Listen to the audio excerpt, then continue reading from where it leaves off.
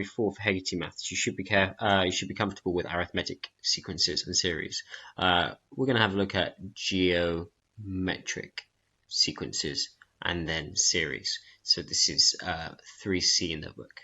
So a geometric sequence does not have a common difference, but it has a common ratio. So we're going to be talking about R. And in this case, what is R? What am I multiplying by each time? Well, I'm multiplying by 2, aren't I? And it's easy to see here that I'm multiplying by 2, but what I'm actually doing is I'm taking part of the term and I'm dividing it. So I'm taking a term from the sequence and dividing it by the one before, which I should be able to do for any of these. So for example, I can pick 48 also, divide by 24, and that's equal to 2. So it has a common ratio. They all share this ratio. What's the common ratio of these other ones? So what do I multiply by? So I'm going to do 18 over 27. So again, I'm going to take a term that comes after and divide it by a term before, and this will tell me the ratio. So what does it simplify to? It's 2/3. So I'm multiplying by 2/3 in this sequence here each time. The next one, well, that's -1, isn't it? Okay, -5 divided by 5, or 5 divided by -5 will show you that. So this is an interesting sequence because this is a periodic one as well. It has order 2. It repeats every 2 terms, which is one of the ideas later in the chapter. And we can do this with algebra as well. So -2x squared divided by x, R equals -2x. This is important because just as in the previous section with arithmetic sequences where you had A, D, and N, we're going to have A again. We're going to have R though instead of D, a ratio instead of a difference, and N where we talk about, the nth term. So what is the nth term? The nth term is going to be written in this form. It means you start with the first term A.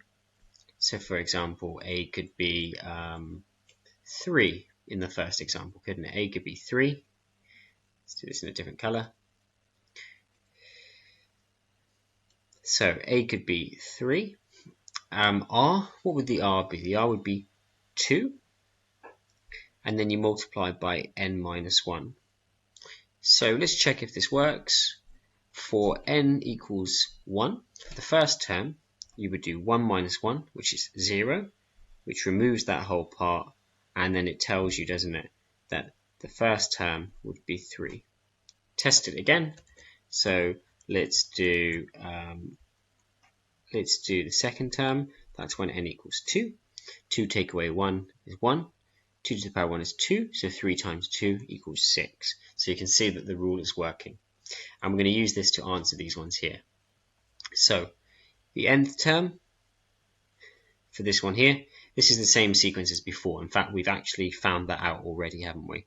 We've said for the nth term, the rule is this.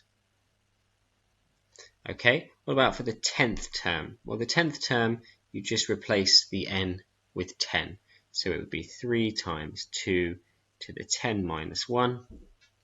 And if you work that out, it's 1,536.